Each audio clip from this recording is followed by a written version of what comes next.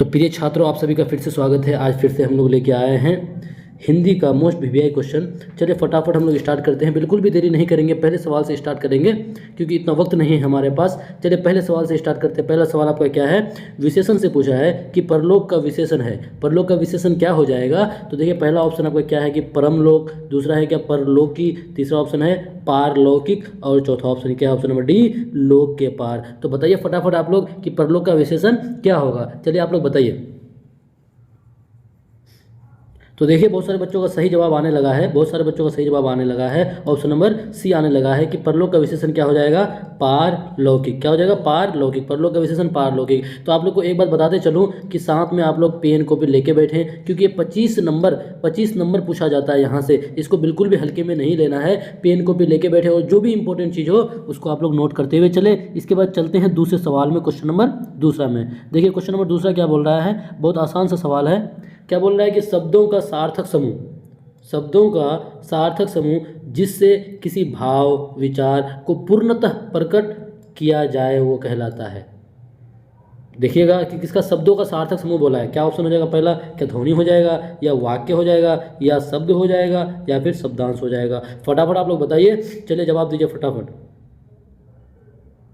तो देखिए बहुत सारे बच्चों का सही जवाब आ रहा है, हालांकि बहुत किसी का मिस हो रहा है। देखिए शब्द नहीं होगा गाइस, शब्द नहीं होगा क्योंकि क्या बोला है, अगर आपको बोलता कि वर्णों का सार्थक समूह बोलता तो आपका क्या हो जाता? शब्द होता। लेकिन यहाँ पे क्या बोला? शब्दों का सार्थक समूह बोला है, तो शब्दों का सार्थक समूह आपका क्या हो जाएगा? वाक्य हो जाएगा। और इस सवाल का बिल्कुल जवाब क्या हो जाएगा? ऑप्शन नंबर बी, वाक्य हो जाएगा। चलते हैं 2 के बाद तीसरे सवाल में, क्वेश्चन नंबर 3 में चलते हैं। देखिए क्वेश्चन नंबर 3 आप लोग एक बात नोटिस करते चलिएगा हम लोग जितना भी सेट लाए हैं उसमें एक वर्ड आपको हमेशा एक इंग्लिश का वर्ड पूछा जाता है। और आप नोट कर लीजिए कि आपको हमेशा एग्जाम में भी इंग्लिश का एक वर्ड पूछेगा और वो बोलेगा कि उसके लिए सही परिभाषित शब्द कौन सा है। तो बताइए क्या जो यहाँ पे एक ACCED है, ये जो वर्ड है इसके लिए कौन सा सही परिभाषित होगा?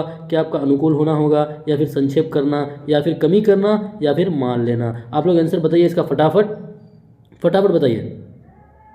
तो देखिए बहुत सारे बच्चों का आंसर आने लगा कि इसका मानी क्या हो जाता है? एज्यूम करना। एज्यूम करना, इस ये जो आपका इंग्लिश वर्ड है इसका मानी क्या हो जाएगा? एज्यूम करना। एज्यूम का मानी फिर क्या हो जाता है? मान लेना होता है। क्या होता है? मान लेना। जैसे आप एज्यूम कर लिए, मान लिए, तो इसका आंसर क्या हो जाएगा गाइस? इस सवाल का जवाब क्या हो जाएगा? ऑप्शन नंबर डी हो जाएगा। इसका जवाब क्या हो जाएगा? ऑप्शन नंबर डी, मतलब मान लेना हो जाएगा। अगर अनुकूल होता तो वो एडेप्टेशन हो जाता है इंग्लिश। चलते हैं क्वेश्चन नंबर 3 के बाद क्वेश्चन नंबर 4 में। क्वेश्चन नंबर 4 क्या बोला है, पढ़िएगा कि आपकी यात्रा मंगलमय हो। जैसे कभी आप लोग कहीं पे निकलते हैं सफर में तो आप लोग स्टेटस लगाते हैं व्हाट्सएप में, बोलते हैं कि दुआ कीजिएगा, तो वही यहाँ पे बात है कि आपकी यात्रा मंगल में हो। तो किस वाक्य का उदाहरण है? यहाँ पे आपका 4 वाक्य दिया हुआ है। किस वाक्य का? तो संदेहवाचक वाक्य, या फिर संकेतवाचक वाक्य, या फिर निषेधवाचक वाक्य, या फिर इच्छावाचक वाक्य। बताइएगा इस सवाल का जवाब। देखिए थोड़ा सा दिमाग लगाइएगा तो हर हाल में आपका इस सवाल का सही जवाब हो जाएगा।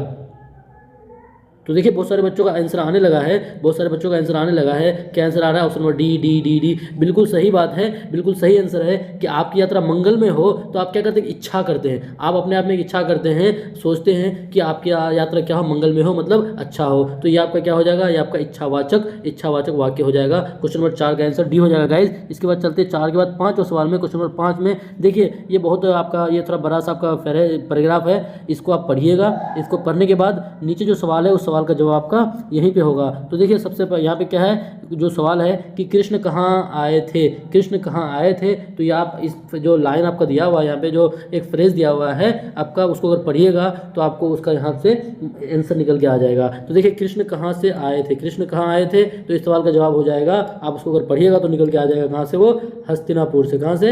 हस्तिनापुर आए थे। कहाँ आए थे कृष्ण? हस्तिनापुर। तो इस सवाल का जवाब क्या हो जाएगा आपका? ऑप्शन नंबर बी, हस्तिनापुर आए थे। इसके बाद चलते क्वेश्चन नंबर 6 में। क्वेश्चन नंबर 6 क्या है? खरा खोटा शब्द में समास बताइए। खरा खोटा शब्द में समास। देखिए समास हो गया, अलंकार हो गया, ये सबसे आपका हिंदी में क्वेश्चन आना अनिवार्य है, हर हाल में आएगा। बस आप लोगों को हिम्मत नहीं हारना है गाइज। क्या है कि खरा खोटा शब्द में कौन सा समास है आपको बताने बोला है। क्या आपका द्वंद्व समास हो जाएगा, या फिर तत्पुरुष समास हो जाएगा, या फिर बहुव्रीहि समास, या फिर द्विगु समास? फटाफट जवाब दीजिए। देखिए बहुत सारे बच्चों का जवाब आना शुरू हो गया है। क्या आंसर होगा? तो फिलहाल आपको बताते हैं। देखिए ये जो आपका द्विगु समास है, देखिए द्विगु, आप देखिएगा कि यहाँ पे क्या लिखा है? द्वि मतलब दो, इसका मतलब दो आपका क्या है? नंबर है। दो आपका क्या है? नंबर है। आप इसलिए ध्यान रख सकते हैं कि द्विगु समास क्या होगा, जिसमें आपको ना कोई जो वर्ड रहेगा उस वर्ड में अगर नंबर रहेगा, नंबर क्या रहेगा, अगर नंबर अगर रहेगा जैसे त्रिभुज हो गया, चतुर्भुज हो गया, तो उस तरह का अगर कोई वर्ड रहे तो आप समझ जाइएगा क्या हो जाएगा, वो द्विगु समास के अंदर आ जाएगा। और बहुवीरी जो समास आता है, बहु, देखिए बहु का माने क्या होता है, बहु, बहु माने बहुत, यानी एक से ज़्यादा, एक से ज़्यादा, मतलब जिस वर्ड का जिस शब्द का एक से ज़्यादा अगर माना निकल के आए ना तो उसको किस समास में रखा था, बहुवीरी समास में आता है। तो यहाँ पे जो खरा खोटा है, देखिए इस तरह का जो वर्ड आएगा ये आपका किस में आ जाएगा, द्वंद्व में आ जाएगा। किसमें आ जाएगा, द्वंद्व। पहचानने का तरीका क्या है कि दोनों ना एक दूसरे का मिलता जुलता है लेकिन उल्टा होगा, और बीच में क्या होगा, संयोजक चिन्ह होगा। क्या होगा बीच में, ये वाला चिन्ह होगा, तो समझ जाइएगा वो कौन सा समास है, आपका द्वंद्व समास है। ये ट्रिक है याद रखने का। चलिए 6 के बाद चलते हैं 7वां सवाल में, क्वेश्चन नंबर 7। अब यहीं पे देखिए बोला है आपको, यहीं पे बोल दिया है कि कौन सा बहुवीरी समास है, कौन सा बहुवीरी समास है। आपको जस्ट बताया कि बहुवीरी समास क्या बोलते हैं, बहु मतलब बहु माने यानी एक से ज़्यादा, यानी जिसका एक से ज़्यादा माना निकल के आए। तो बताइए कि क्या वो आपका निशिदिन हो जाएगा, या फिर त्रिभुवन हो जाएगा, या फिर नीलकंठ हो जाएगा, या फिर पुरुष सिंह हो जाएगा। बताइएगा आप लोग कि कौन सा बहुवीरी समास है। देखिए बहुत अच्छा, बहुत सारे बच्चों का सही जवाब आ रहा है। क्या आ रहा है, नीलकंठ। नीलकंठ, या फिर इसको आप क्या बोल सकते हैं, नीला है कंठ जिसका, नीला है कंठ जिसका, अर्थात किससे रिलेटेड है आपका, नीला कौन होता है आपका। तो गाइज नीलकंठ तो ये हो जाएगा आपका, क्या हो जाएगा, जैसे नीला है कंठ जिसका, तो किसका नीला है कंठ होता है आपका, जैसे शिव भगवान का, शिव या शंकर, शिव या शंकर। देखिए इसका आपका एक से ज़्यादा माना निकल के आया। चलिए यहाँ पे जान लेते हैं, जैसे आपका क्या है, त्रिभुवन, त्रि, देखिए त्रिभुवन आगे में क्या लिखा हुआ है, त्रिभुवन है, तो आगे क्या है, त्रि मतलब 3, और 3 आपको बताया ना, ये क्या हो जाएगा आपका, द्विगु। क्या हो जाएगा आपका, द्विगु। ये आपका द्विगु समास हो जाएगा। उसके बाद आपका क्या है, देखिए पुरुष सिंह है, पुरुष सिंह, पुरुष सिंह ये आपका किस में आ जाएगा गाइज, ये आपका आ जाएगा, आपका ये पुरुष सिंह आएगा तत्पुरुष में आ जाएगा। ये किस में आएगा, तत्पुरुष में। और जो आपका निशिदिन है, ये आपका निशिदिन जो है, ये आपका निशिदिन, ये आपका इसका माना क्या हो जाएगा, रात दिन हो जाएगा, रात दिन। इसका माना क्या हो जाता है आपका, रात और दिन। तो देखिए एक दो इस तरह का जब भी आपको बताया, एक तो क्या होगा, दोनों सेम होगा लेकिन उसका अर्थ अलग होता है, और बीच में ये वाला अगर चिन्ह रह जाएगा तो आपका क्या हो जाता है, वो कौन सा समास आपका हो जाएगा, द्वंद्व समास। कौन सा समास हो जाएगा, द्वंद्व समास। तो यहाँ पे चलिए इस सवाल का जवाब क्या हो जाएगा, 7 का सी हो जाएगा, बहुवीरी पूछा था। चलते हैं 7 के बाद क्वेश्चन नंबर 8। क्वेश्चन नंबर 8 में क्या बोलता है, मनोयोग का सही संधि विच्छेद बताएं। मनोयोग का सही संधि विच्छेद बताएं। फटाफट बताइए, संधि विच्छेद से आपको एक सवाल आना हर हाल में जरूरी है और आपको पूछेगा ही। तो मनोयोग का संधि विच्छेद, जी हाँ, देखिए बहुत सारे प्रिय छात्रों का सही आंसर आ रहा है कि मनोयोग का संधि विच्छेद क्या हो जाएगा, मन जोड़ योग। देखिए बिल्कुल सही आ रहा है। क्या आ रहा है, ऑप्शन नंबर बी आ रहा है, ऑप्शन नंबर बी। बहुत सारे प्रिय छात्रों का सही जवाब आ रहा है। इसका मतलब है कि आप लोग का जो तैयारी है बिल्कुल बहुत अच्छा तैयारी है, और इस बार आप लोग को हर हाल में एक सरकारी कॉलेज लेना है। तो चलिए इस सवाल का जवाब क्या हो जाएगा छात्रों, इस सवाल का जवाब आपका बी हो जाएगा। इसके बाद चलते हैं 8 के बाद क्वेश्चन नंबर 9 में चलते हैं। क्वेश्चन नंबर 9 देखिए क्या है, क्वेश्चन नंबर 9 मुहावरा है। मुहावरे का अर्थ क्या होगा। क्वेश्चन नंबर जो आपका 9 है, यहाँ पे क्या बोला, मुहावरे का अर्थ क्या होगा।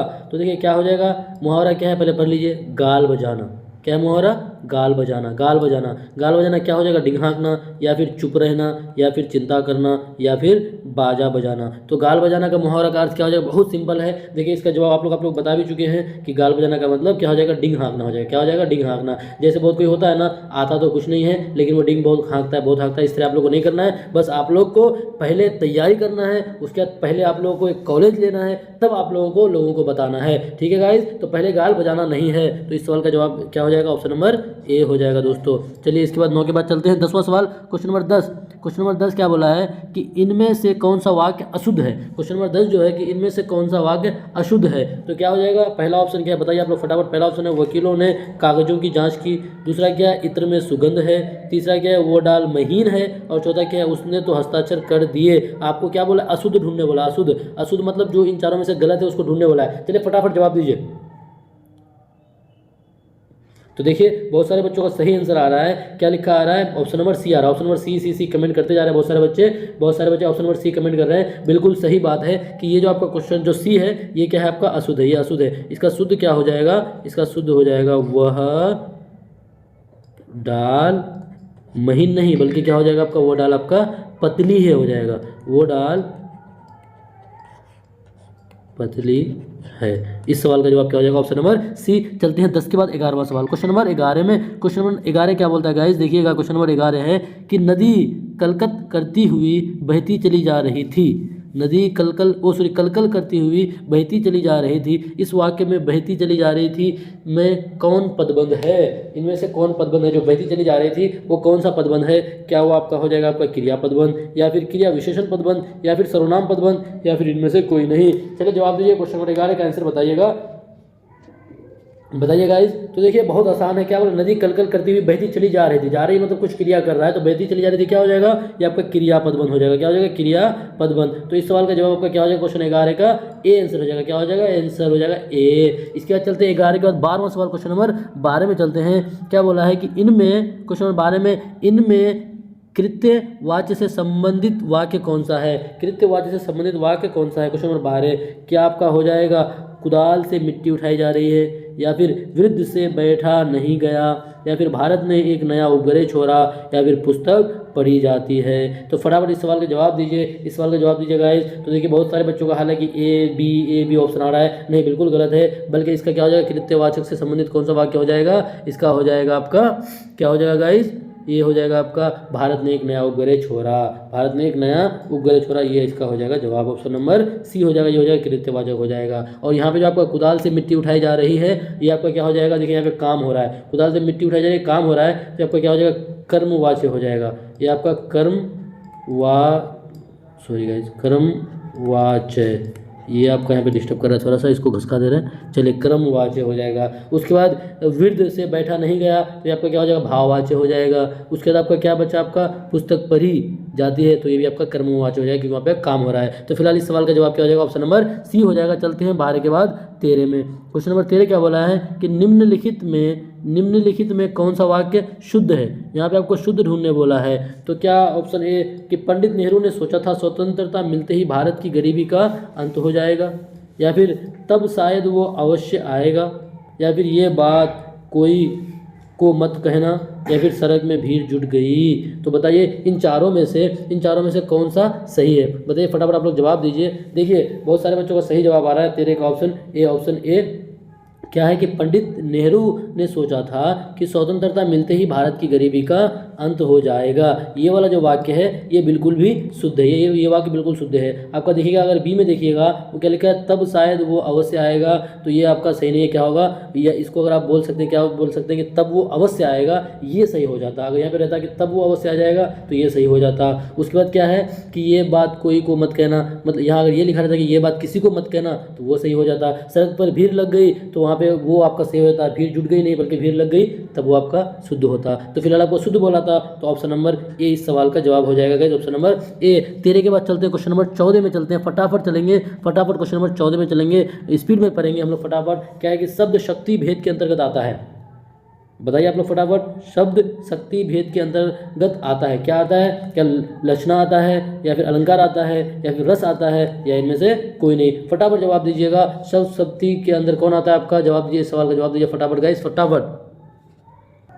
तो बताइए फटाफट इसका आंसर बताइए। देखिए बहुत सारे बच्चों का सही आंसर आ रहा है कि शब्द शक्ति भेद के अंतर्गत क्या आता है आपका, लक्षणा आता है, लक्षणा आता है, यानी इस सवाल का जवाब क्या हो जाएगा, ए हो जाएगा। तो आप लोग पेन कॉपी लेके बैठे, और एक बात आप लोग को बता दे रहे हैं, चाहे आप जो भी सब्जेक्ट पढ़ रहे हैं उसके लिए अलग पेन कॉपी लेके बैठे और उसको अपना मेन पॉइंट को नोट करते हुए चले, ताकि फिर वीडियो देख लेने के बाद फिर उस चीज़ों को बारीकी से पढ़ें, बारीकी से अध्ययन करें, ताकि आपको कोई भी चीज़ आपको भूला नहीं जाए, आपके दिमाग में बैठ जाए और एग्जाम में उसको आप बिल्कुल हल करके ही वापस आए। चलिए क्वेश्चन नंबर 15 देखते हैं, फटाफट वक्त नहीं बिताएंगे हम लोग। क्वेश्चन नंबर 15 क्या है कि नाटे कद के व्यक्ति को देखकर राहुल ने कहा ऊंट आ रहा है, इस वाक्य में शब्द शक्ति कौन सा है। देखिए कोई बेचारी नाटे है, मतलब वो नाटा कद का है, उसको देख करके उसका दोस्त राहुल क्या बोल रहा है, राहुल ने कहा ऊंट आ रहा है, मतलब उसको चिढ़ा रहा है। तो इस वाक्य में शब्द शक्ति क्या हो जाएगा, तो क्या आपका अविद्या हो जाएगा, या फिर लक्षणा हो जाएगा, या फिर व्यंजना हो जाएगा, या फिर इनमें से कोई नहीं हो जाएगा। तो बताइए 15 का आंसर क्या हो जाएगा गाइस, 15 का आंसर क्या हो जाएगा, वो उसको क्या कर रहा है, देख करके उसको चिढ़ा रहा है,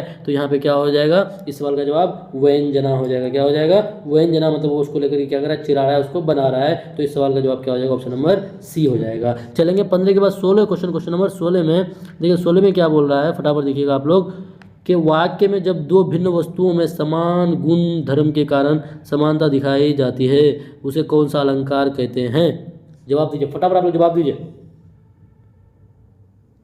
तो हाँ देखिए बहुत सारे बच्चों का सही जवाब आ रहा है कि वाक्य में जब दो भिन्न वस्तुओं में समान गुणधर्म के कारण समानता दिखाई जाती है तो उसे कौन सा अलंकार कहते हैं? तो उसे क्या कहते हैं हम लोग? उपमा अलंकार। क्या बोलते हैं उसको? उपमा अलंकार। क्या बोलते हैं गाइस? उपमा अलंकार। इस सवाल का जवाब क्या हो जाएगा? ऑप्शन नंबर ए हो जाएगा। बहुत सारे बच्चों का सही जवाब आ रहा था। चलेंगे 16 के बाद क्वेश्चन नंबर 17। फटाफट हम लोग ज़्यादा से ज़्यादा क्वेश्चन को अटेम्प्ट करते हुए चलेंगे ताकि हम लोगों को एग्जाम में बिल्कुल भी 110% कॉन्फिडेंस रहे। चलिए, वर्णों की आवृत्ति को कहते हैं, वर्णों की आवृत्ति को कहते हैं। देखिए, एक जवाब जो है आपका वो उस पार चले गया है, कोई बात नहीं, एक जो आपका ऑप्शन है उस पार चले गया गाइज, कोई दिक्कत नहीं। वर्णों की आवृत्ति को क्या कहते हैं? वर्णों की आवृत्ति को कुछ नहीं बल्कि क्या कहते हैं? अनुप्रास, अनुप्रास अलंकार कहते हैं। वर्णों की आवृत्ति को क्या बोलते हैं? अनुप्रास अलंकार। तो इस सवाल का जवाब क्या हो जाएगा? ऑप्शन नंबर ए हो जाएगा। चलेंगे 17 के बाद 18वां सवाल, क्वेश्चन नंबर 18 में चलेंगे। क्वेश्चन नंबर 18 क्या बोलता है कि मैं परिवर्तन चीर नवीन समय के पंखों पर आसीन में अलंकार पहचाने। क्या है? एक लाइन है कि मैं परिवर्तन चीर नवीन समय के पंखों पर आसीन में कौन सा अलंकार है? आपको अलंकार पहचानने बोला है, तो फटाफट बताइए कौन सा अलंकार हो जाएगा? तो ये आपका क्या हो जाएगा? Option number B. कौन सा अलंकार हो जाएगा? रूपक अलंकार हो जाएगा। क्या हो जाएगा? रूपक अलंकार। 18 का क्या हो जाएगा गाइस? बी हो जाएगा, रूपक अलंकार। इसके बाद चलते हैं 18 के बाद 19। 18 के बाद 19, क्वेश्चन नंबर 19 में चलते हैं। क्वेश्चन नंबर 19 क्या है? मंद हसी मुखचंद जुन्हाई में अलंकार है। मंद हसी मुखचंद जुन्हाई में कौन सा अलंकार है? तो इसमें भी आपका क्या हो जाएगा? इसमें भी आपका क्या हो जाएगा? रूपक अलंकार ही हो जाएगा। इसमें भी क्या हो जाएगा गाइस? रूपक अलंकार। देखिए, अलंकार हो गया, समास हो गया, इन सभी चीज़ों से आपके एग्जाम में सवाल आना हर हाल में कंफर्म है। 110% आप नोट कर लीजिए, आएगा ही। अगर नहीं आएगा तो आप एग्जाम देके आके बोलिएगा कि सर आप बोले थे और नहीं आया था। तो चलिए 20वां क्वेश्चन, क्वेश्चन नंबर 20 क्या है कि उन्नत हिमालय के धवल वो सुरसरी यूं टूटती मानो पयोध से धारा के दुग्ध धारा छूटती। इस पंक्ति में कौन सा अलंकार है? आपका क्वेश्चन नंबर 20 में इस पंक्ति में कौन सा अलंकार है? तो बताइए फटाफट, आप लोग जवाब देते चलिए। तो देखिए, इस पंक्ति में कौन सा अलंकार हो जाएगा? उत्प्रेक्षा अलंकार हो जाएगा। कौन सा अलंकार? उत्प्रेक्षा अलंकार हो जाएगा गाइस। ऑप्शन नंबर सी हो जाएगा। इस सवाल का जवाब क्या हो जाएगा? ऑप्शन नंबर सी हो जाएगा। चलते हैं 20 के बाद 21वां क्वेश्चन, क्वेश्चन नंबर 21 फटाफट। इसके बाद और मात्र 4 ही क्वेश्चन बचेंगे। इसके बाद क्या है? मोहब्बत एक मीठा जहर है। इस पंक्ति में कौन सा अलंकार है?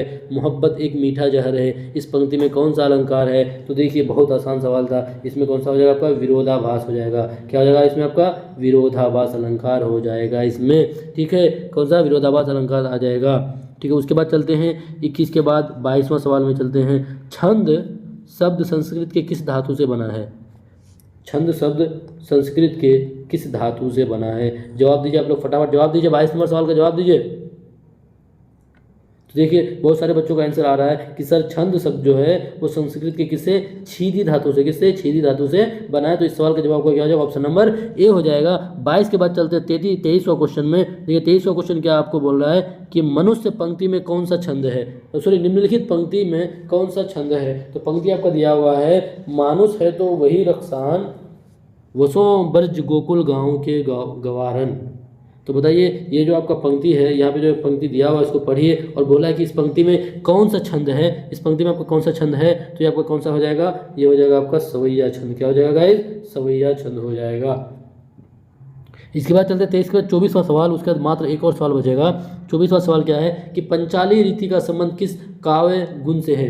पंचाली रीति का संबंध किस काव्य गुण से है? तो बताइए, ये किससे है इसका संबंध? इसका संबंध बताइएगा। देखिए, बहुत सारे बच्चों का सही जवाब आ रहा है। इसका संबंध किससे हो जाएगा? आपका माधुर्य गुण से। किससे हो जाएगा? माधुर्य गुण से हो जाएगा। इस सवाल का जवाब ऑप्शन नंबर ए हो जाएगा। चलते हैं 24 का लास्ट सवाल, क्वेश्चन नंबर 25 में चलते हैं। लास्ट सवाल है आपका आज के सेशन का लास्ट सवाल है कि वात्सल्य रस किसे कहते हैं? वात्सल्य रस किसे कहते हैं? तो देखिए, इस सवाल का आपका जवाब क्या हो जाएगा? आपका क्या है? करुणा के भाव को, या फिर बाल सुलभ भाव को, या फिर आपका क्या हो जाएगा? आपका निर्वेद के भाव को, या फिर घृणा के भाव को। तो देखिए, वात्सल्य जो रस है वो आपका क्या हो जाएगा? बाल सुलभ भाव को बोलते हैं। वो किसको बोलते हैं? बाल सुलभ भाव को बोलते हैं। तो इस सवाल का जवाब क्या हो जाएगा? ऑप्शन नंबर बी हो जाएगा। तो बताइए दोस्तों, प्रिय छात्रों, आज का सेशन आप लोगों को कैसा लगा? जो 25 क्वेश्चन था वो कैसा आप लोगों को लगा? और हम लोग इसी तरह से हर दिन आप लोगों के लिए नए नए क्वेश्चन लेके आते रहेंगे और आप लोगों को प्रैक्टिस कराते रहेंगे। बस आप लोग को हिम्मत नहीं हारना है, बस हमारे साथ जुड़े रहें। और जो ही क्लास के बाद फिर आप लोग क्या कर रहे हो, जो आप नोट्स बनाते हैं उस नोट्स को बैठ के पढ़ें ताकि आपका 100% आप एग्जाम को क्लियर कर सके। फिर मिलते हैं अगले वीडियो में, अगले क्लास में। जब तक